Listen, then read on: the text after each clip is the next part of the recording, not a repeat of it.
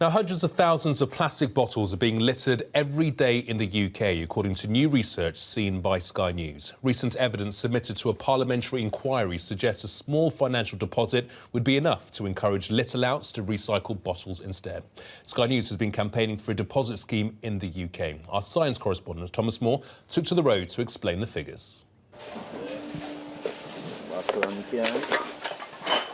Recycling at Sky Central. Just as these bottles begin their journey to be reprocessed, I'm on the road to make a point about so many others, the ones littered on the ground. That's more than 700,000 every day in the UK, according to new research. So many that if you were to lay them out end to end, they'd stretch 90 miles from West London to Bristol, where the study was carried out. Keep Britain Tidy says recycling at home is easy.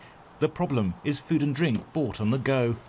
It is a national problem, and what you're seeing is 10% of people dropping whatever it is that they feel that they no longer need and not thinking about the rest of us. And we've really got to address that behaviour because we spend about £1 billion a year picking up litter, and that is money that could be better spent on all sorts of other things.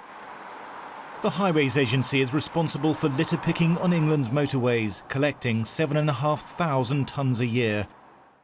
A service station en route, plenty of bins here, but still bottles are strewn along the slip road.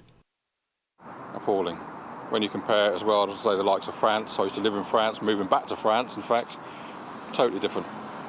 Where I used to live down in the Alps, you wouldn't see it at all. How do you change others' mentality? It's difficult. Education is a start, but it's not everything, is it? It's difficult. People have got to work alongside the road and collect those now, putting their lives in sort of danger and stuff. Back on the road, measuring out that line of littered bottles. Barely half of all those we buy are recycled. Some of the rest are blown or washed out to sea, breaking down to become toxic fish food. There is another way. If we paid a deposit of, say, 10-15p on every bottle that we bought, but then got the cash back when we returned the empty, recycling rates are likely to double. That's the scheme they have in Norway, and there, 96% of bottles go back into the system.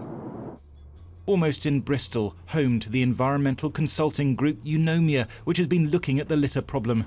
They calculate deposits would reduce the number of bottles dropped on the ground by at least 85%. That's 600,000 every day.